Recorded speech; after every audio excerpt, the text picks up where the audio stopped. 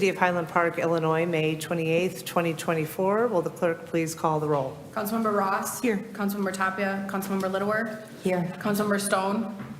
Here. Councilmember Bloomberg. Here. Mayor Rotering. Here. And do we need to establish Councilmember Stone is who she is? Where did I speak with you earlier today, Councilmember Stone? On the river trail. That's you. Okay, thank you. And we will be keeping Councilmember Tapia and his family in our thoughts and in our hearts. And with that, we have a quorum. Everyone please rise for the Pledge of Allegiance. I pledge allegiance to the flag of the United States of America and to the republic for which it stands, one nation, under God, indivisible, with liberty and justice for all. May I have a motion to approve the minutes of the regular city council meeting held May 13, 2024? So moved. Second. All in favor, say aye. Aye. Aye. The minutes are approved. Thank you, Councilmember Stone. May I have a motion to approve the warrant list? Move to approve. Is there a Second. Thank you. Any comments or questions on the warrant list? Hearing none, will the clerk please call the vote? Councilmember Ross. Aye. Councilmember Littlewer. Aye. Councilmember Stone. Aye. Councilmember Bloomberg. Aye. Mayor Rotering. Aye. 5 ayes, no nays. The warrant list is approved. We'll now move to the report of the mayor. For the past 8 months, we have continued to call for the safe return of those who are held hostage in Gaza. We continue to hold them in our hearts, and we share in the worry and the sorrow of their loved ones here in Highland Park, in Israel, and around the world. I have no appointments this evening. We do have several proclamations this evening. I will start with June, which is Pride Month. In line with our values statement, we stand in support of and in solidarity with our LGBTQ plus community members. We're proud to be an affirming and welcoming community that celebrates the richness of who we are and who we love. With that, I will read the proclamation. Whereas the lesbian, gay, bisexual, transgender, and queer LGBTQ plus communities of Highland Park are an integral part of the vibrant culture and climate of Highland Park. And whereas the diverse LGBTQ plus communities continue to contribute to the widespread academic, economic, artistic, and social spheres within and around our greater community. And whereas the month of June was designated Pride Month to commemorate the Stonewall riots, which occurred in June 1969, and are generally recognized as the catalyst of the LGBTQ plus rights movement.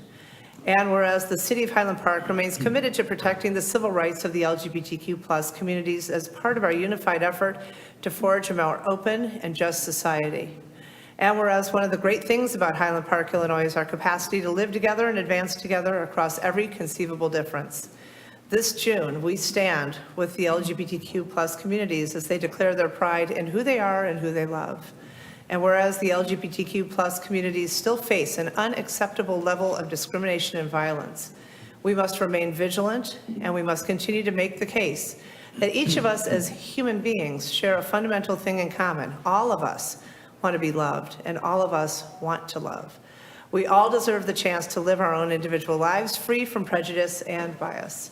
Now, therefore, I, Nancy Rotering, Mayor of the City of Highland Park and the City Council of Highland Park, do hereby proclaim June 2024 to be Lesbian, Gay, Bisexual, Transgender, and Queer Pride Month, and we celebrate and support our LGBTQ plus communities' rights to live their lives out loud during Pride Month and every month, as well as to continue to demand equal rights for all.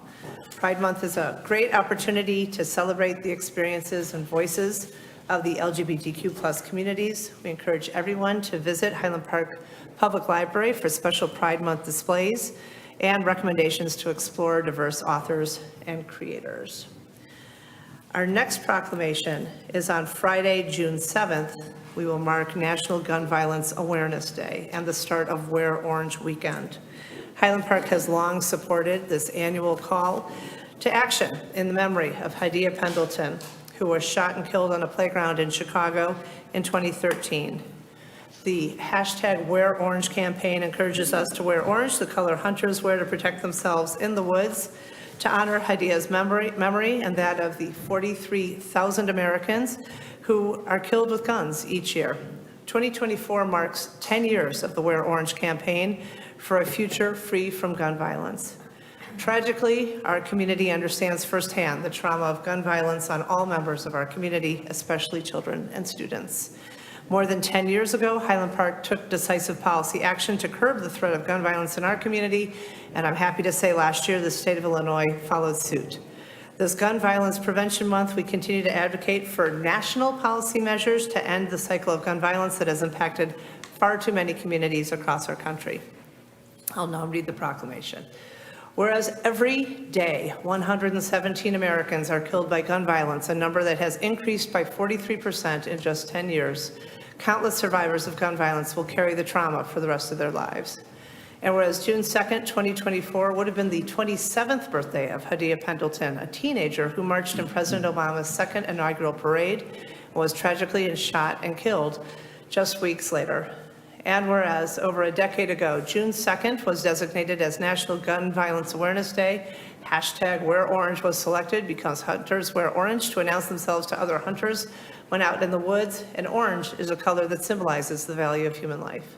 And whereas National Safe Day, held on June 4th, is a campaign to raise awareness about firearm safety, but also remember the many children who met fatal ends due to unsafe firearm storage, which we will discuss in a moment. And whereas as the gun violence crisis in our country continues to grow, a single day is not enough. And whereas we support the Lake County State's Attorney's Office and their Gun Violence Prevention Initiative, which offers public education about firearm storage and firearm restraining orders. And whereas we renew our commitment to reduce gun violence and pledge to do all we can to keep firearms out of the wrong hands and encourage responsible gun ownership to help keep our children safe. Now, therefore, I, Nancy Rodering, Mayor of the City of Highland Park, and the City Council, do hereby proclaim June 2024 Gun Violence Awareness Month in Highland Park and urge all of our residents and everyone who agrees that we can do more to save American lives from gun violence and support efforts to prevent tragic effects of gun violence and to honor and value human lives. We're honored to present this proclamation to Lake County State's Attorney Eric Reinhardt, whose office has championed efforts to combat gun violence throughout Lake County. Through the visionary Lake County Gun Violence Prevention Initiative, GVPI, the State's Attorney's Office aims to interrupt cycles of gun violence by implementing trauma-informed programs and fostering collaborative efforts throughout Lake County that address the root causes of gun violence. I now invite Lake County State's Attorney Eric Reinhardt to the podium to accept the proclamation.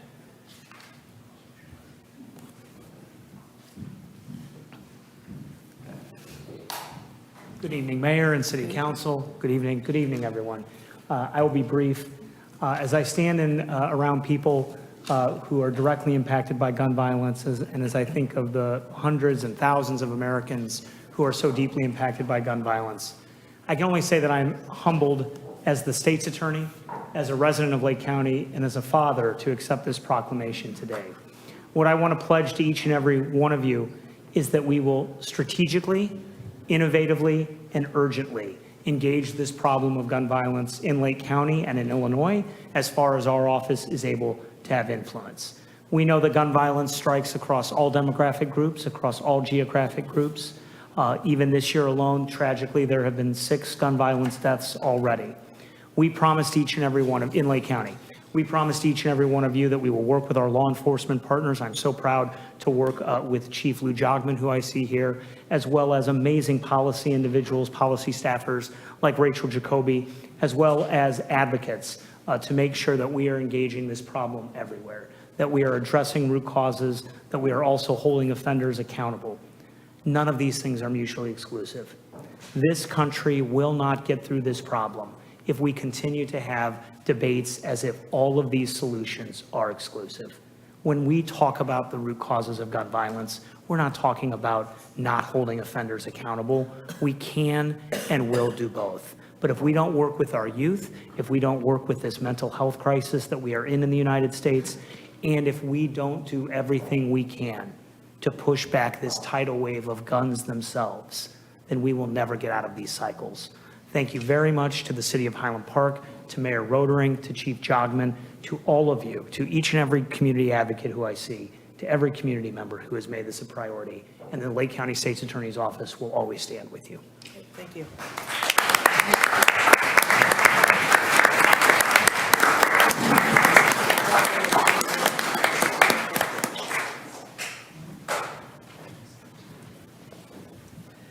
Thank you, State's Attorney Reinhardt.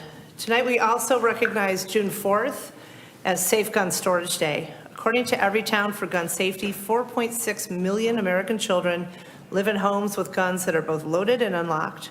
Firearms are the leading cause of death among children in the United States. Safely storing unloaded firearms in locked safes, separate from ammunition, is critical to limiting the risks of unintentional death, injury, or damage.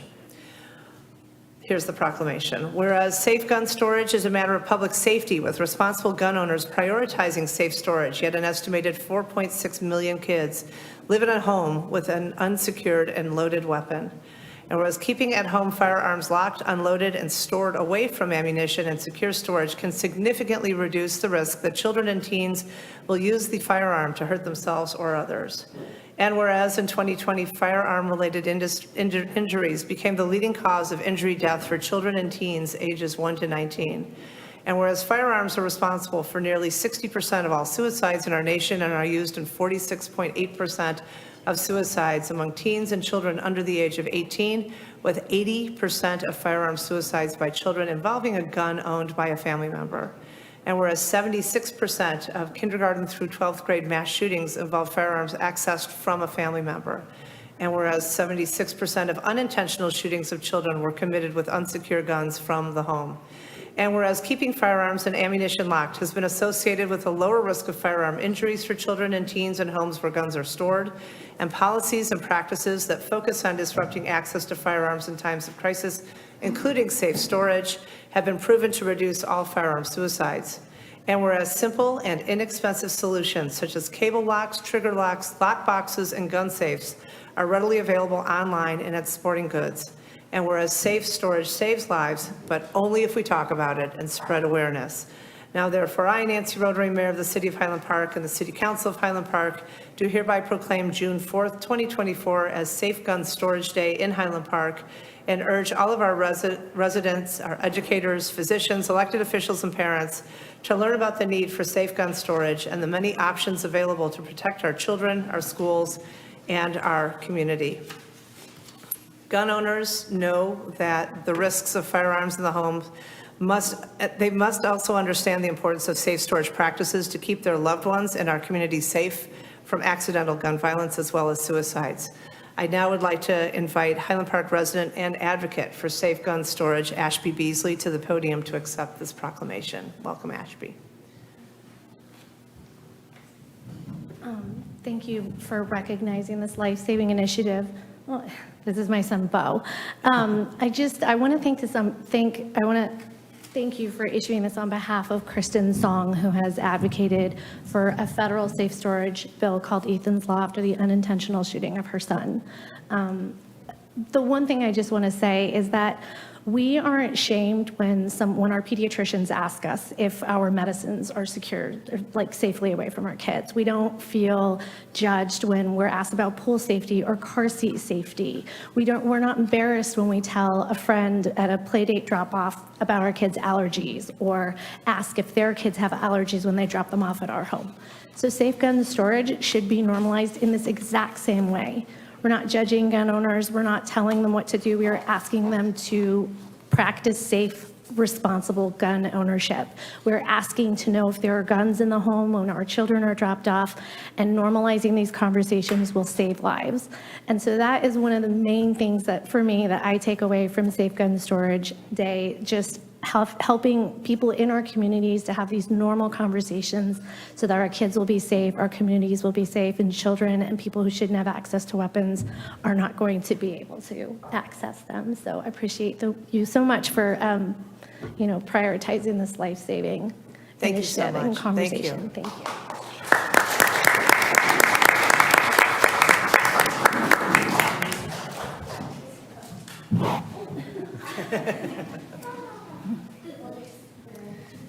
Thank you, Ashby.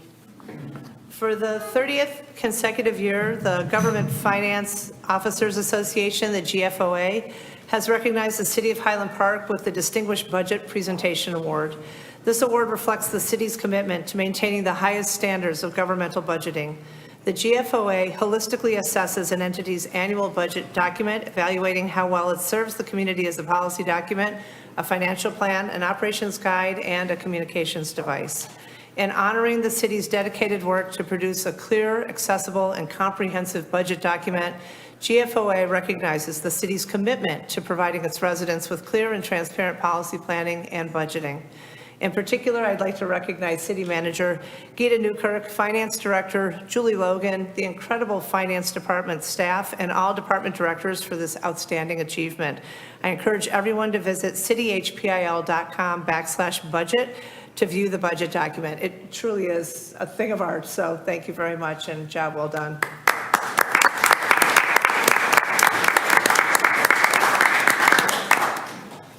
For more than 20 years, Cancer Survivor Beauty and Support Day has encouraged those in the beauty and wellness industries to support cancer survivors to provide complimentary services on the first Tuesday in June.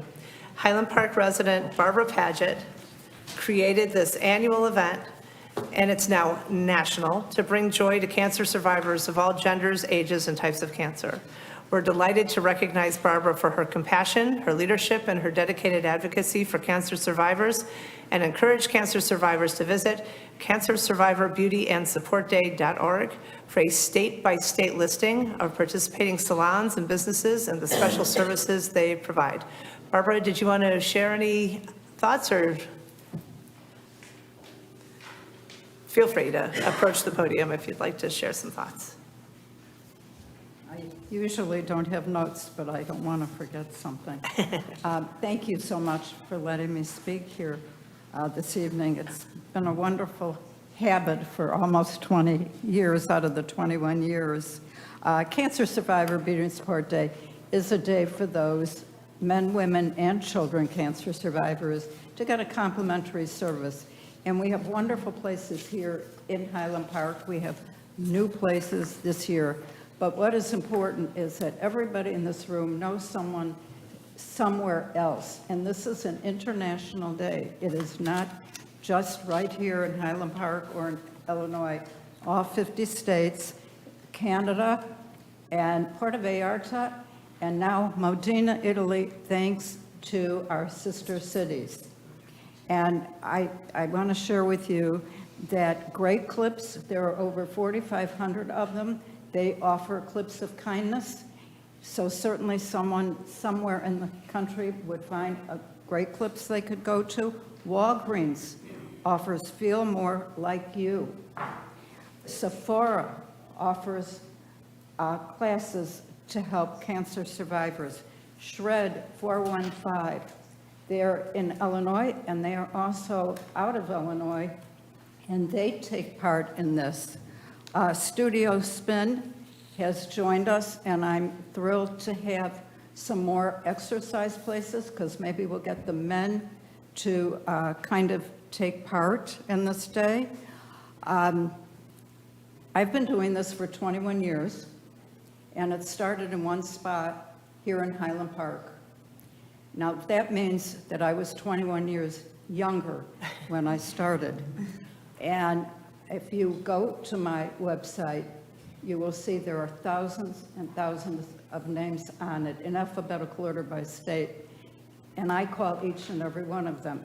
The event is always the first Tuesday in June. I have 4 places left. I have not been able to reach someone, and I know when I do, they're going to say, oh my goodness, didn't we call you? Therefore, I'm at a point now where I would very much like for the federal government to recognize and permanently establish Cancer Survivor Beauty and Support Day as an annual part of June National Cancer Month. So anyone here that can help me reach that goal, I will be forever grateful. And I thank you for allowing me to speak here this evening. Thank you so much, Barbara. Thank you.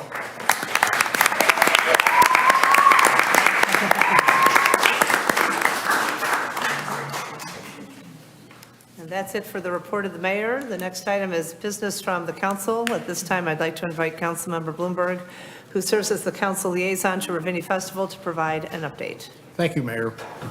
I'm pleased to present a report about Ravinia Festival on behalf of the city. The Ravinia Festival Community Relations Commission was created in 1985 by the City and Ravinia Festival Association to seek public input and to monitor the impact of the festival's activities on the community. In 2018, the City Council approved an amendment to the development agreement with Ravinia Festival to increase community engagement. Since then, Ravinia Festival and the city host at least 2 neighborhood meetings per year. Ravinia Festival issues residents within 800 feet of their property an invitation to attend each meeting, and the city communicates information about the meeting through various outlets, such as the city's e-news and website. The neighborhood meetings allow residents, Ravinia Festival, and the city to discuss traffic management plans and other matters of interest to residents. The last meeting was held on May 16th. City representatives in attendance included City Manager Newkirk, Police Commander Cameron, Public Works Superintendent Miller, and I attended as the council liaison. Notes from this meeting, as well as the agenda and notes from previous meetings, are posted on the city's website. Following are a few highlights from the most recent meeting. Ravinia Festival reported their season will start on June 7th and continue through September 15th. There are 87 performances. The CSO is back in July and August, and several movies are planned. Information about the schedule can be found on Ravinia's website. Capacity limits are consistent with last year. Several years ago, Ravinia hosted as many as 18,000 guests. High attendance concerts in 2024 will have 13,250 guests, so the regular attendance has been decreased. The Metro ticket program allows individuals to ride Metro at no charge with a Ravinia Festival ticket. The city will continue to operate the Ravinia Festival Park and Ride shuttle-provided bus service. For public information, residents are welcome to use the buses for reverse commuting or general ridership to support local businesses and travel between the downtown, uptown, and Ravinia district. From a safety and security standpoint, Ravinia will continue with bag searches, K-9 and rooftop checks, and there will be private security and law enforcement on site. The city will continue to coordinate with area law enforcement agencies for security posts inside the park, and of course, Highland Park Police will be on site. There will be additional mobile units during large events. Traffic is managed with a combination of sworn law enforcement and trained civilian city staff. The city has a robust signage and overall traffic management plan to help manage the traffic around the festival property to minimize impact on the public. Ravinia Festival reported they are pursuing innovation of the pavilion. They will take the 1950 structure, 1970 addition, and 1990 office to upgrade to modern-day operations. The work will include renovation to the backstage, seating, lighting, loading dock, and other areas. But they will stay within the building envelope except for a proposed equipment room on the east side of the building. The project will be phased over 2 years, and the project will be presented to the city's Plan and Design Commission on June 4th. Again, information about the neighborhood meetings can be found on the city's website at www.cityhpil.com. Information about Ravinia Festival can be found at ravinia.org. Thank you, Mayor. Thanks, Councilmember Bloomberg. I'd now like to invite City Manager Newkirk to provide the staff report. Great, thank you, Mayor. Just want to highlight a couple of items on the omnibus agenda. There are 10 total items that are recommended for approval. Each item includes a detailed staff report. Item number 1 pertains to a resolution requesting rail carriers immediately cease unnecessary diesel idling and excessive horn use. This resolution came about in response to a number of resident concerns that we have received pertaining to the freight rail system adjacent to residential homes. We have been in regular communication with Union Pacific, and we included in the staff report feedback that we've received from them, the rationale of why the trains are idling in our community, as well as the rationale for the horn use. So although we certainly understand their operations, as well as the importance of public safety, we are urging them to review their operations to, again, mitigate the idling in our community, excessive idling, as well as the horn use. Items 2 and 3 pertain to exterior improvement grants for 2 businesses. This was an initiative that the City Council enhanced in late 2023, and we're certainly seeing the effect of that in supporting our business community this year. In late 2023, we presented a recommendation which the council supported.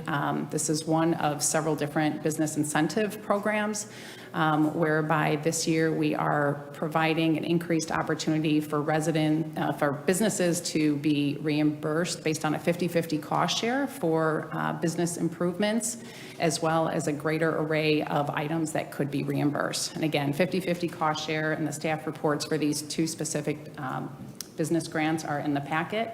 And then item number 9 pertains to the memorandum of agreement with Ravinia Festival, specifically relating to traffic control, transportation, and security services for the 24 season. We prepare, it's led by our police department every year, this operations plan, which guides our operations in these areas for the year. Ravinia Festival pays for law enforcement that we provide on site. They provide reimbursement for other law enforcement agencies that provide service to their operation, as well as the transportation and civilian staff that we have on site. And this is recommended for approval as well. Happy to answer any questions you may have. Great. Thank you so much. Any questions for the city manager? I'm actually going to pull one item from the omnibus, but you want to wait for that? Sure. Let's get to the business from the public, and then we'll do, thank you. That's what I thought you wanted. The next item on our agenda is business from the public. This is an opportunity for members of the public to address the city council on a topic that is within the city's purview and jurisdiction, but is not listed in another location on the agenda. If you'd like to speak about a matter that is listed on the agenda, we ask that you wait until that agenda item is called, and then we'll give you an opportunity to speak. If your matter is on the omnibus consent agenda, please let us know if you'd like us to pull that item from the consolidated list so you can speak about it. Please note that business from the public is not intended to be a forum for open dialogue or engagement with members of the city council. Rather, it's intended as an opportunity to make comments to the city council. Please do not necessarily expect a response from anyone this evening. If appropriate, we may direct the city manager or other city staff to respond to questions or issues raised at a later date.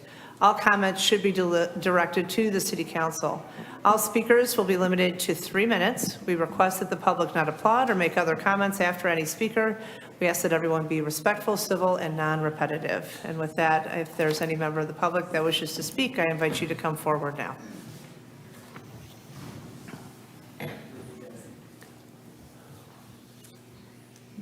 Good evening. Jody Mordini, 1853 Sheehan Court, and I'm speaking for Peter and I both, but because we have more to read, so we need the full, more than 3 minutes. The city council members are probably wondering how the Mordini family is doing.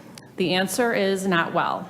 Last year, I stood at this podium and the city council and Mayor Rodering strongly agreed that this was an emergency priority to take care of the noise nuisance created by Albion's air conditioning units. The update is that we were dragged through a long court trial with Cal Bernstein, Andrew Ewell, and Albion's attorney, Adam Glazier, who coincidentally was a commissioner on the design review committee for the city of Highland Park on this development. The judge ruled against Albion and fined them an estimate of $8,000, which in my mind should have been greater and prorated back to 2021. It is clear and obvious that the sound is coming from their 43 commercial AC units, 20-some feet from our bedroom windows. Everyone in Highland Park, including the residents and council, clearly knows the sound is coming from Albion's units. Albion's defense is that the sound is not coming from the 43 units, but from other buildings. The day before the trial, Cal Bernstein came to my house to listen to the sound and told me it's from other sources, but not them. This is documented on camera. Then, at the end of our conversation, he stated to me that they cannot pass the Highland Park sound ordinance with these existing units and continue to defend Albion.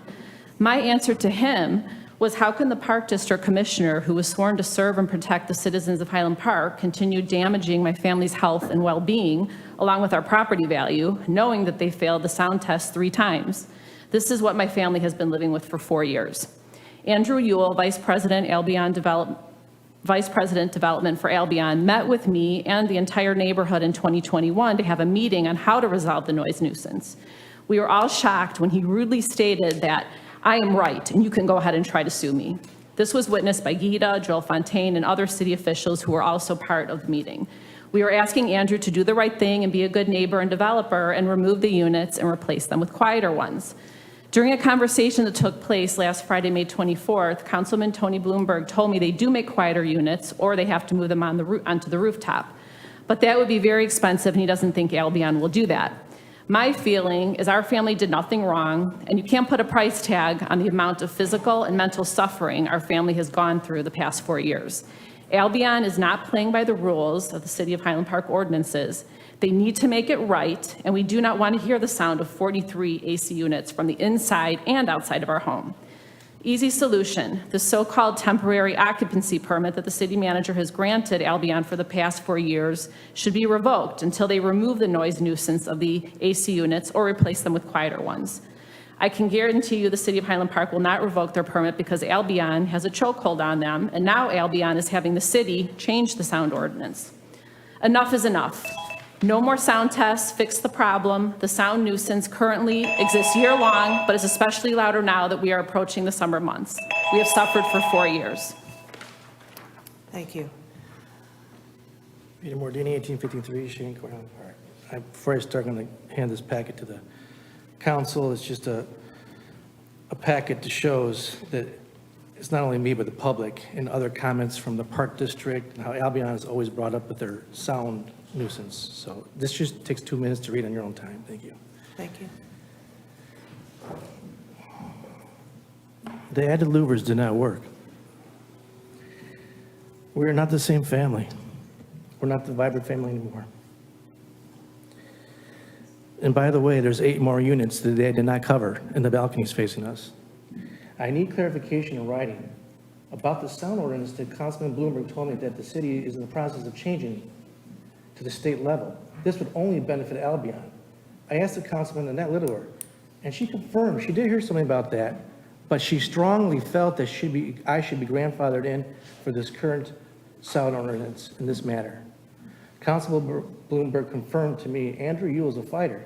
I believe his fight with the city and my family proves he does not care about destroying a family and a neighborhood. If he did care, he would not have dragged this on through court.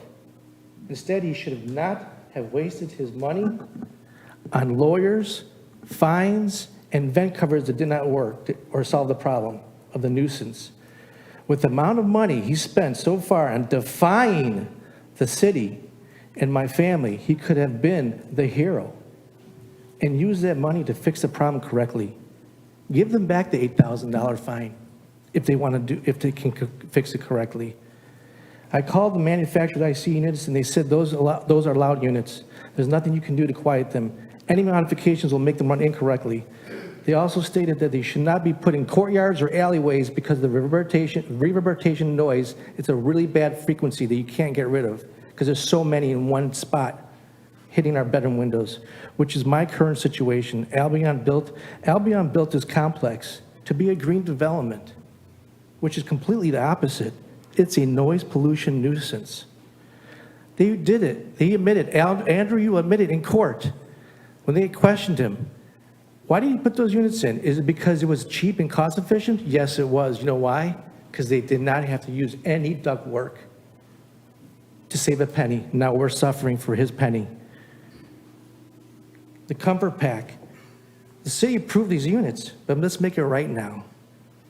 I know they have to abide by them, by the rules, Albion, but they were approved. There was something missed here, and I understand, but let's make it right. Cal told me in my house he wants to change the sound ordinance to the state level. That just shows me now, all of a sudden, a year later, or a little bit less than that now they will change it? Why is the city listening to them so they can get, is this for a convenience to get out of this whole thing? I hope not. Please, don't change the ordinance, I beg of you. I want to save my family's board to be able to do anything. I'll beg on my knees if I have to. That's my family, do something. No, that ordinance changed. Do you all read me? Thank you, thank you. What? So I need something to explain how we're still having this conversation 4 years later and what's being done. Carl, this is going to take a few minutes, just want to let you know, because there's no reason that this is still continuing. So if you want to, Gita, Yeah. explain to us what's Absolutely. being done to provide resolution.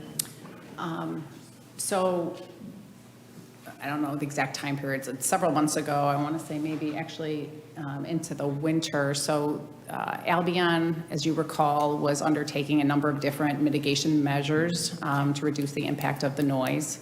The last measure that they undertook was additions that they placed on the entire northern elevation, just to diffuse the noise to the adjacent residential area. So that installation was complete. We hear the Mordinis loud and clear that they're saying that there continues to be a problem. We were waiting for, and we had relayed that to the Mordinis, for warmer weather when we can actually have a true sound test when the air conditioning units would be on to be able to do that sound test.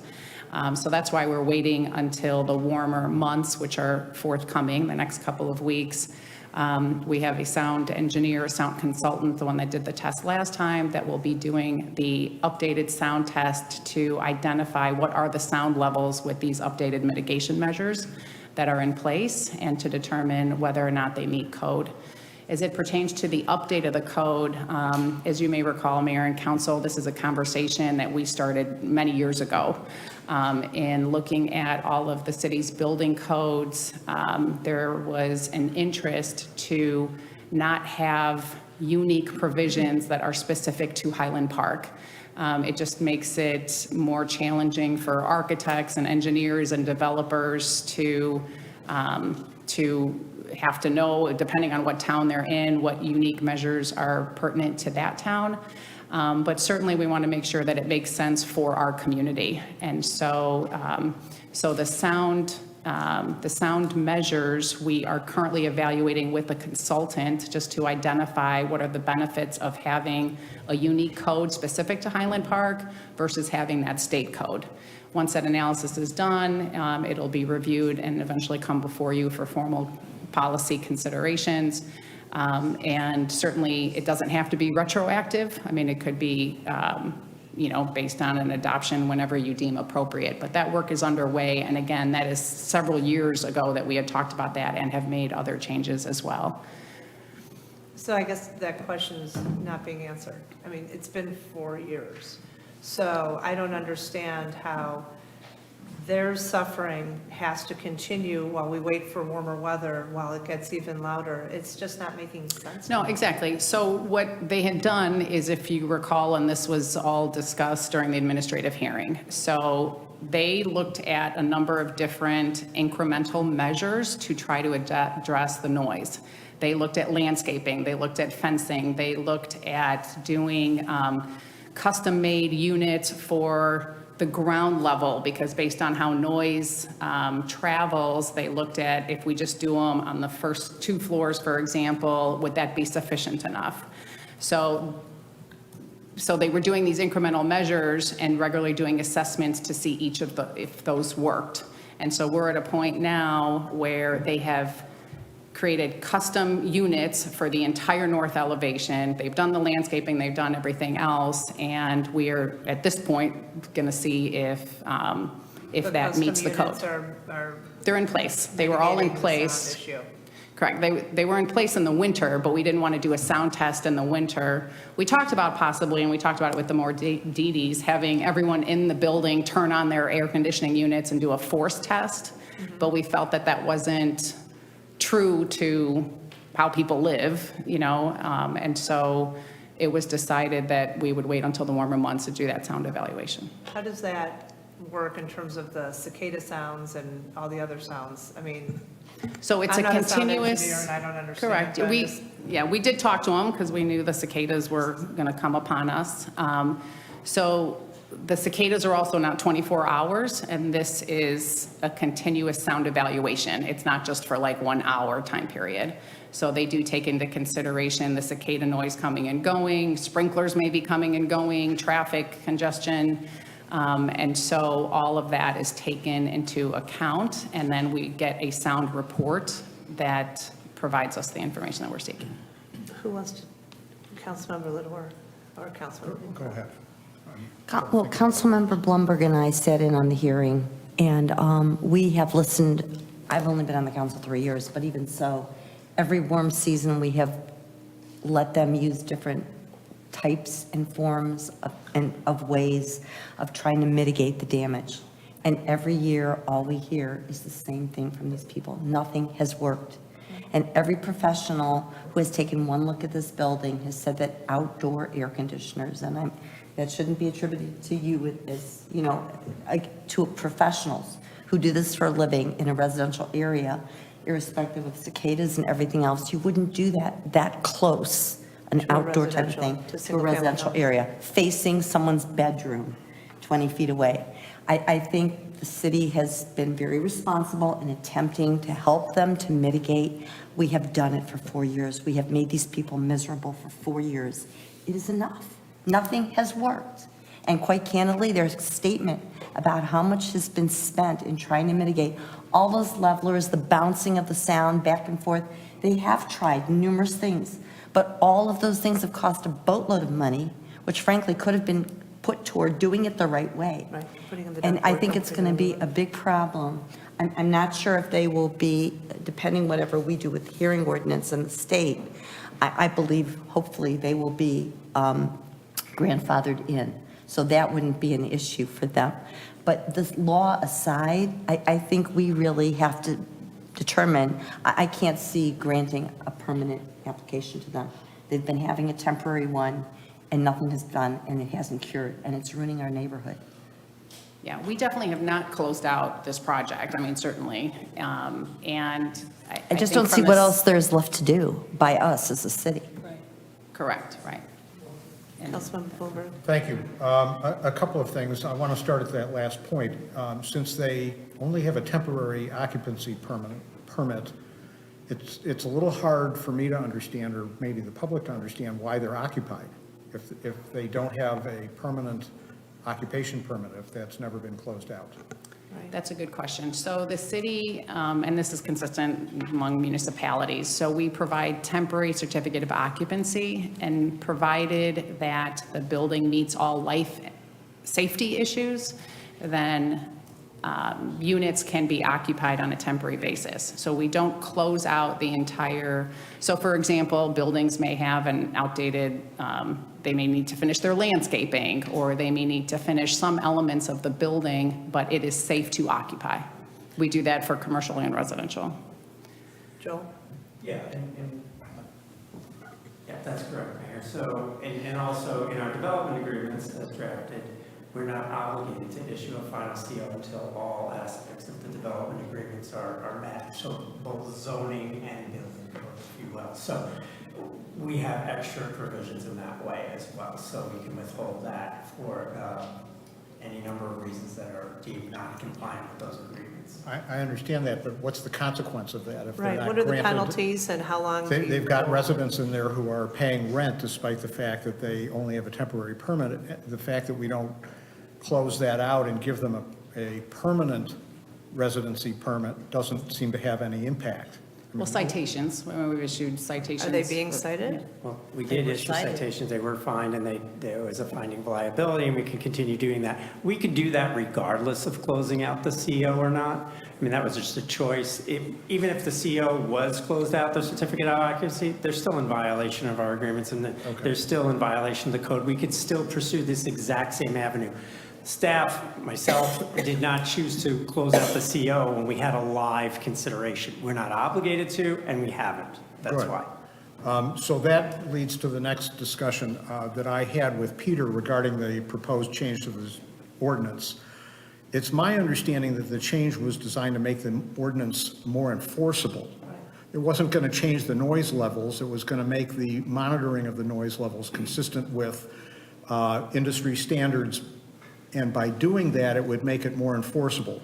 There was some concern expressed that if we move forward and were successful at the county level, that an appeal would ultimately reverse that. And I think, we want to be able to have an ordinance that can be enforced all along the way. Am I correct about that?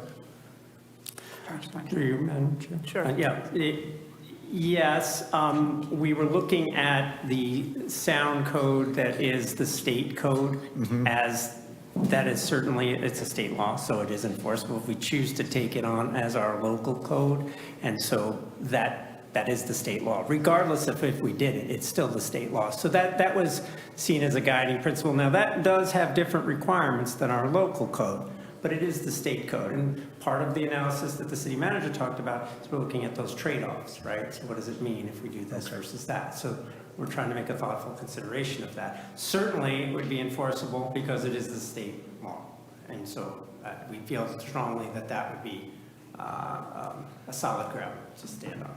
Okay, I think the last thing I want to address, because this has gone on for so very long for the Mordinis, is my experience with Andrew Ewell has been very similar to what their experience has been. We were together at a meeting with them last year in the lobby of the building. I think the one opportunity is that since he has a tendency, I shouldn't say him, but since Albion and that group have a tendency to try to find the least expensive, least troublesome solution for themselves, that we should be looking for a termination date, not a level of noise. We know what level that needs to be, but to set a date by which they either have this completely under control or there has to be some significant consequence to that. That we go forward with whatever ordinance we've got fully, let him know that in advance. The administrative hearing officer did that, and it had a great effect. It's what eventually drove this forward initially into court. And I think we ought to follow that goal. It's getting warm. We have an opportunity to make these measurements, and I think that they need to be advised that if this is not completely solved by a certain date, regardless of the cost, that we're going to have absolute enforcement. Absolutely, yep. Councilmember Stone? Thank you. I agree with Councilmember Bloomberg that we should be setting a certain date where this is done. And I think it may be time to rip the Band-Aid and suggest to them that they replace these units with something quieter. Just not acceptable that this continues to go on.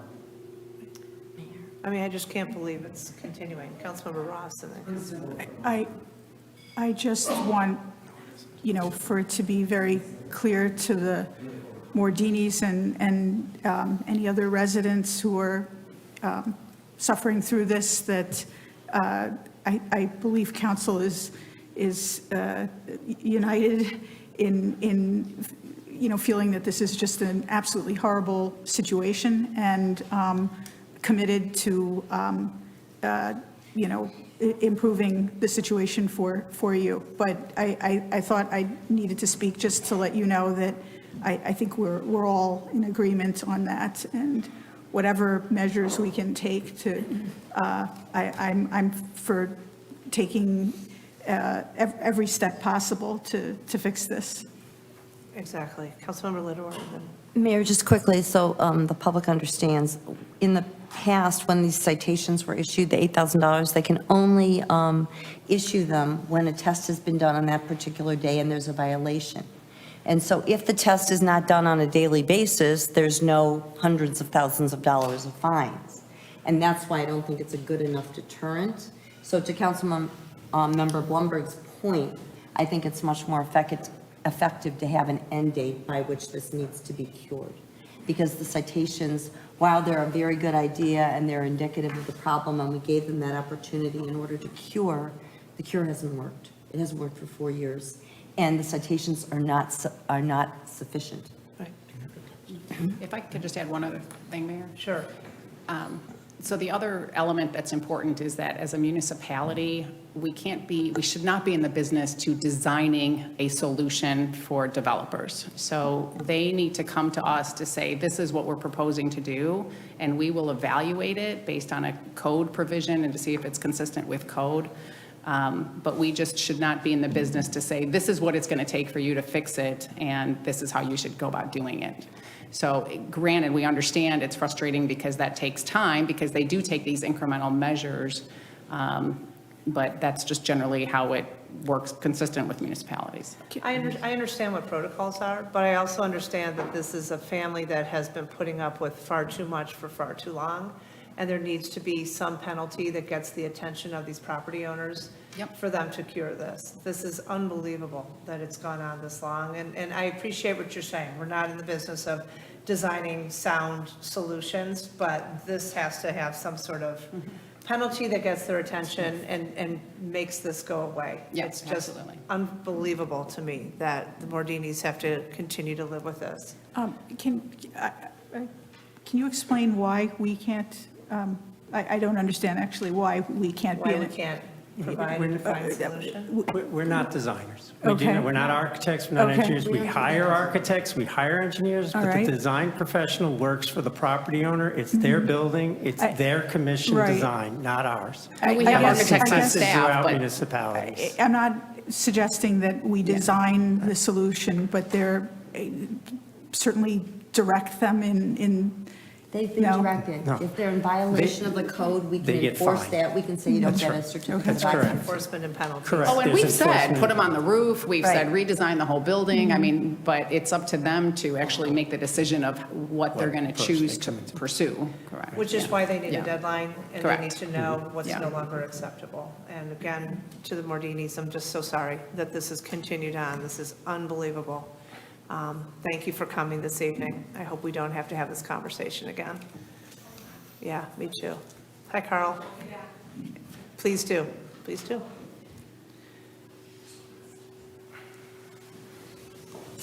Again, I'm Carl Lambrecht. I live in Congress for a long time.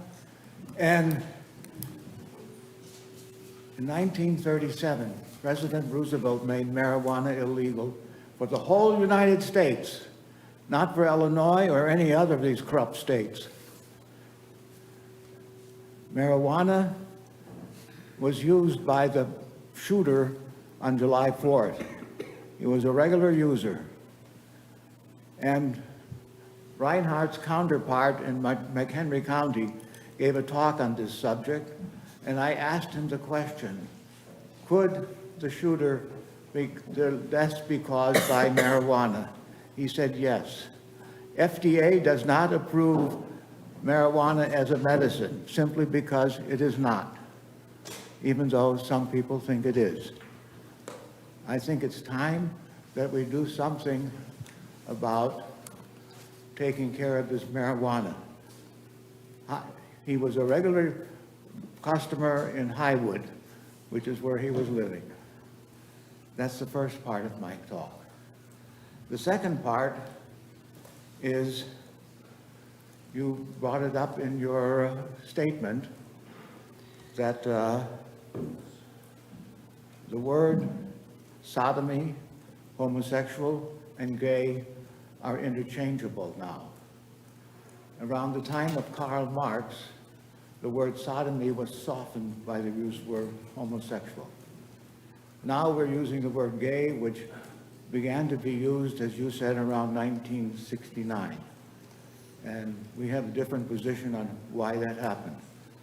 But Adolf Hitler was a homosexual, and basically the first place that they burned the books was somebody who was curing homosexual lifestyle, a Jewish doctor. And this is a book from the Highland Park Library speaking solely on this. They say hidden. In this country, it's not hidden. It's one of the big differences. I think it's time that you read this book and understand its value, etc. Thank you for your time. Thank you. Any other members of the public wishing to be heard?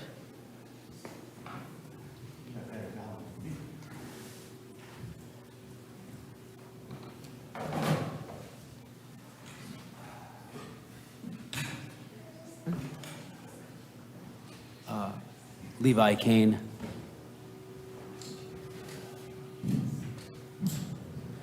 Hear ye, hear ye. Hear me, my good people. As the storm gathers and the shadows lengthen, I stand before you, not as a bearer of clear plans, but as a warrior, stirred by grave necessity. Many ask, what does thy plan? Why dost thou burn with such fervor? Verily, the truth I hold is clouded. How doth one prepare for a betrayal so foul, a deceit so brazen and naked? Yet if these usurpers slip free from the grasp of justice, I ask, when shall their tyranny cease? You three gestures stand there pledging your allegiance to a flag that promises liberty and justice for all, yet I ask you, where is the liberty? Where is the justice for the treachery you inflict upon your own neighbor? You argue no law should bend for those in office, yet as the days have turned to weeks now since Hublot's departure, still no vote is cast upon the agenda. Why do we tarry? What devilry stays thy hand? Look at me while I'm talking to you. You vowed no amendments for those seated in council, yet the seat now lies cold. Amend it already. You see, we live in a land blessed with beauty and promise, yet even here, even in the fair environs of Highland Park, the foul stench of corruption seeps up from the depths of Chicago's darkest alleys and the murky swamps of our nation's capital. I journey to this promised land not to see it defiled by those who would betray the very people they vowed to serve.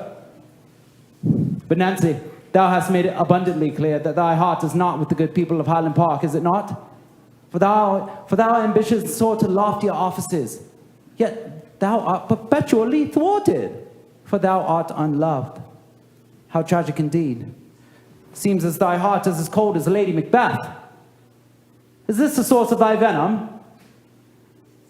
And then there stands Bloomberg, seen as the craven of cravens, quite possibly the most contemptible coward of our age. When last we met, and I laid bare your soul, you could not meet my gaze. Many would argue that your life is a tapestry of deceit, woven with the threads pilfered from doctors and citizens striving for a better life. Thou dost revel in the art of thievery, no? Is plunder thy profession, Tony? You see, this is not merely the playing of politics. These are the lives of our kin, the breath of our city. Should you think to make sport of the people's will, think once more, for our fight is far from over. Fortunate, art thou, that we dwell not in the age of Shakespeare? For in those fierce and fiery days, thou wouldst be tarred, feathered, and driven from this town with naught but the bitter taste of ignominy upon thy lips. You have indeed chosen the wrong adversary, for I stand for the majority. Let it be known that we shall not rest until righteousness prevails, and those who betray our trust are held accountable. For I am not alone, and our collective voice shall echo through these halls until truth and justice reign supreme. Good day to you, sir.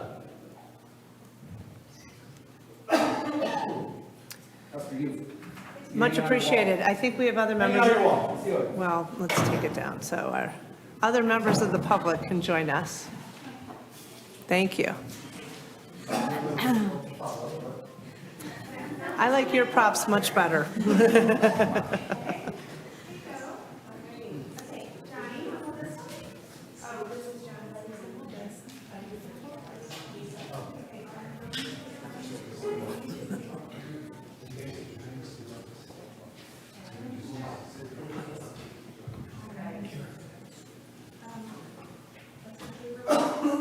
Please state your name for the record.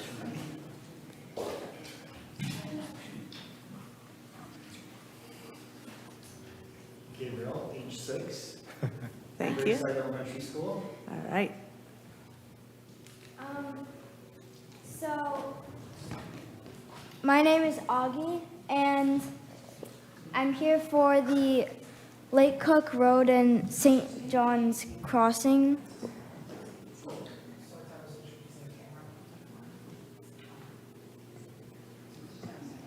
All right, I think we need to. Yeah, we still have the soapbox from the last guy, so. And all right. the idea is to use pedestrian activated beacons, which can reduce car crashes, increase driver awareness to a person crossing. It allows more time for families to cross safely, and it eliminates need for a power source if solar powered. So we were asked by several of Gabriel's, we just moved to the area in Whoops, August. sorry. Oh, sorry. We just moved to the area in August, and Gabriel is in kindergarten, and he's 6, and he can ride a two-wheeler, and we've had several parents ask me to teach their kids. But Gabriel instead wanted to start a bike club for Braeside students, and so we want to meet together in the green area by the Bray House and bike together safely. So school's ending, there's no more cross guards. We'd like to kind of collaborate with the police officers and learn a little bit more about bike safety. And in the process, I told Gabriel, well, we need to solve some sort of a problem that our community has, and we love to use those Glencoe trails and Braeside trails.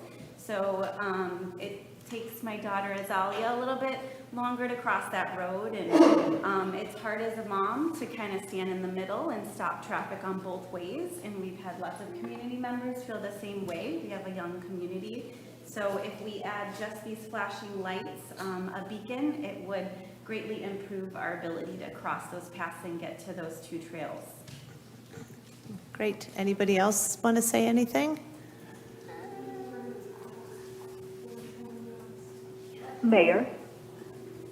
Hang on 1 second, Councilmember Stone. Yep. Anybody else? No? Okay.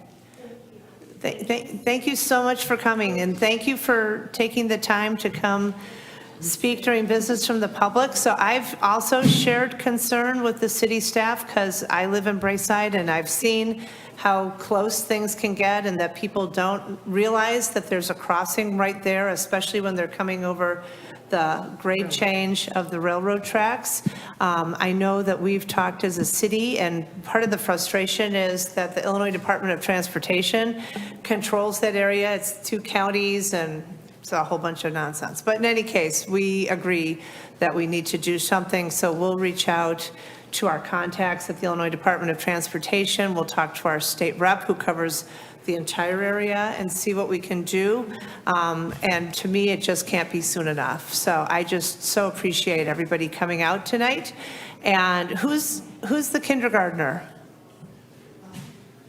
Okay, these guys. And then what grade are you in? What grade are you in?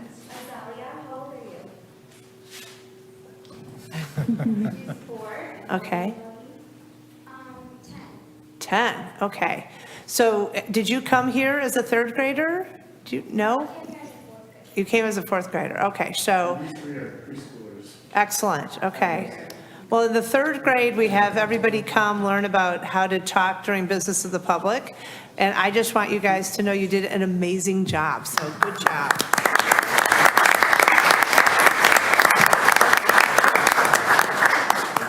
So I will look for you over there, and as far as I'm concerned, we can't get the signs changed fast enough. Unfortunately, people will say government moves at a glacial pace. But that being said, be super, super careful, and we'll do our best to get signs. And I know Councilmember Stone has something she wants to say. Thanks. Councilmember I Stone. just wanted to mention the Transportation Advisory Group is also a great place to have this conversation, and the Bike Walk Advisory Group. So we have a transportation advisory group that meets here and a bike walk advisory group, and you might want to talk to them as well about solutions, but I think it's pretty clear that we need to be in touch with the Illinois Department of Transportation, so. And the chief is right outside that door. He'd love to meet you. And the police chief wants to talk to you, and it looks like several people up here want to talk to you as well. Councilmember Bloomberg. I just want to congratulate you on your great visual aids. Absolutely. And I just want to say welcome to Highland Park. We're glad to have you here. Absolutely. Thank you so much. Thanks for your patience. Have a good night. You're welcome to stick around, but I understand if you want to leave. Okay, business from the public continues. Mark Portman, 3364 University. I just want to commend those parents and those kids. That was a great presentation. Good luck in getting those beacons. Right. It's a cost-effective way to get a more safe environment for your bicyclists. Good luck. Absolutely. Oh, by the way, we live in the Highlands. It's in the very north end.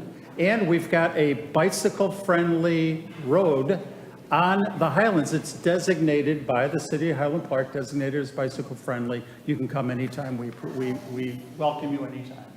Thank you. Thank you. Anybody else, business from the public? Going once, going twice. Hi, Nancy.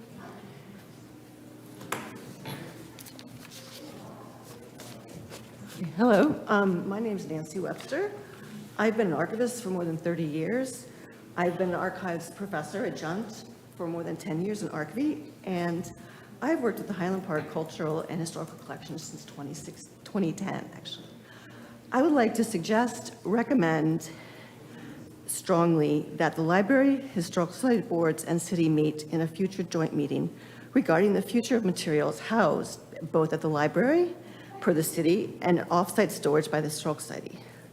Concepts of community archives include relational consent, transparency, investment, and accountability. The two parts of the collections were never meant to be separated, and they are separated while the collections, the artifacts, are housed in a safe, secure, stable environment. They're not easily accessible by the public. While the archives and research collections developed by the archives by the Highland Park Historical Society for more than 60 years are housed at the library in volatile conditions.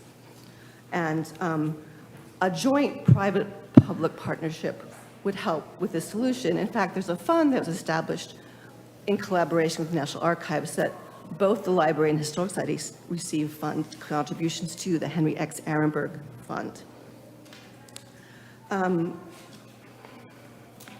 The MOU between the city, the library, and the Historical Society was canceled in 2017. And since that point, we have not made progress, although the deterioration of conditions at the library have increased. The last few suggestions for expansions of the library, including archive space, has put the library collections or the Historical Society archives at the library in what would not include in my presentation class slides of where not to put archives and how not to treat archives. So again, any effort to create a solution for the archives that are now split between offsite storage society and with the City of Highland Park Library should be reached with the library, the Historical Society, and the city, as the city is the owner, and it should include the public and access for everybody. Thank you. Absolutely, agreed. And I think we've had several meetings between the city, the library, the Historical Society. I know that the library and their plans for their expansion are looking at having much more space for the archives, but I understand what you're saying in terms of the public's access to artifacts and archives, and that's absolutely a priority for us as well. So maybe we need to get that meeting back on the calendar as far as moving forward with all of that. Yeah, they did Erin? meet already, and then there's, I think, another one scheduled as well. I'd like to point out that I've been told that the artifacts are not included, and also a one space for everything is a better environmental and financial solution as well. Absolutely. And then people just have one place to go to learn about the history of the city. And I just want to highlight all that you've done over many, many years in preserving the artifacts and preserving the archives and making sure that people have access to the city's history, and it's greatly appreciated. So thank you. Thank you. Anybody else, business from the public? Going once, going twice. Okay, we're going to move on to our scheduled business. Items 1 through 10 have been grouped together for omnibus consideration. I am seeking a motion to approve items 1 through 8 and item 10, and I know Mike Laxner was here. Is Mike still here? Maybe Mike moved on. Okay, so we have items 1 through 8 and 10 to be approved. So moved. Second. Any comments or questions on items 1 through 8 or 10? No. Nope. Any from the public? Hearing none, will the clerk please call the vote? Councilmember Ross? Aye. Councilmember Littwer? Aye. Councilmember Stone? Aye. Councilmember Bloomberg? Aye. Mayor Rotering? Aye. 5 ayes, no nays. Items 1 through 8 and item 10 have been approved. Item 9 is a resolution approving a memorandum of agreement between the City of Highland Park and the Ravinia Festival Association. As I've stated numerous times previously, I am the honorary chair of Ravinia Festival, which is an honor and nothing more. I have nothing to do with the operations or management of Ravinia Festival, but out of an abundance of sensitivity to this issue, I am stepping out and recusing from item 9 and asking that Councilmember Littwer take this meeting for that vote. Thank you. We'll call you back in as soon as we voted on it. So I pulled number 9, which is the memorandum of understanding between Ravinia Festival and the City of Highland Park for further discussion, and I just wanted to make a few comments on the record, and then feel free to vote on it moving forward.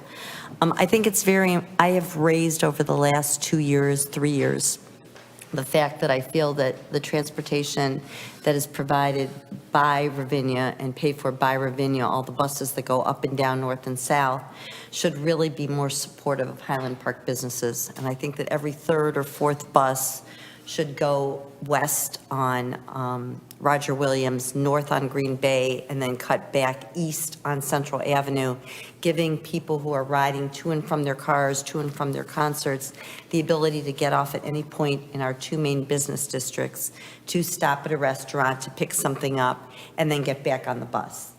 So while I don't want to clog traffic and I don't want to make it more congested, I think the vast majority of buses are express buses. They go straight north-south with people from a parking lot. But I also think they should also have on them a QR code, a little card or something that really emphasizes all the wonderful offerings that we who house Ravinia Festival offer here in Highland Park. And I think it's much more of a partnership in so doing. The second thing that I'd like to bring up that I know that staff is willing to have a working meeting with Ravinia Festival regarding, but I want the public to hear it too, is that in the city of Chicago and in many other places, we have what is called an amusement tax. And while we do receive 5% of ticket sales as a fee, since they're not paying taxes to the city of Highland Park, the amusement taxes in several other portions of the state of Illinois are between 8% and 10%. So I'd like to see that renegotiated also as something of consideration. And that's why I pulled it. I believe this memorandum of understanding is for the 2025 year. I'm not objecting to it. I'm happy to move forward with this on the agenda, but I did want to pull it for those further comments because there was a very comprehensive report from Councilmember Blumberg and from staff, but I just wanted to reiterate that those are 2 concerns that I have brought up several times. So do I have a motion or a discussion? I want to clarify something so I know what I'm doing before I move further. You just brought these up as discussion points. You're not suggesting any amendment to? I am not item- suggesting amendment. Okay, with that in mind, I move to approve item 9. Is there a second? Second. Thank you. Councilmember Litter, if I can just clarify for the record, this is for the 2024 season. This is for 2024, so that we can have this for consideration for 2025. I misspoke. Thank you. Correct. Thank you. Okay. Councilmember Stone, do you have any comments, or can we move forward with the vote? Nope, go ahead and vote. Thank you. All right, we have a motion and a second. Please call the roll. Councilmember Ross? Aye. Councilmember Littlewer? Aye. Councilmember Stone? Aye. Councilmember Bloomberg? Aye. Okay, motion passes. We can call the mayor back in to run the remainder of the meeting. Thank you. Good job.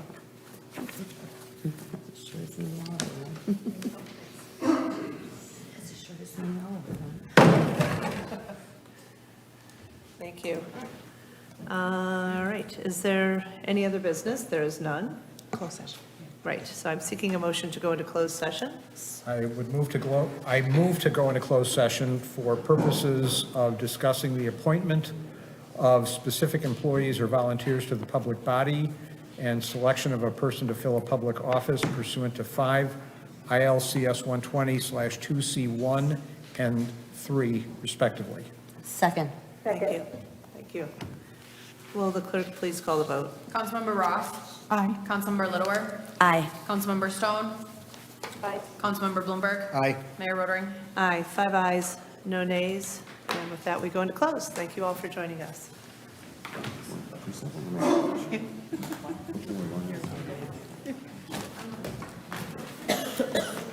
Hey, Aaron, I need the...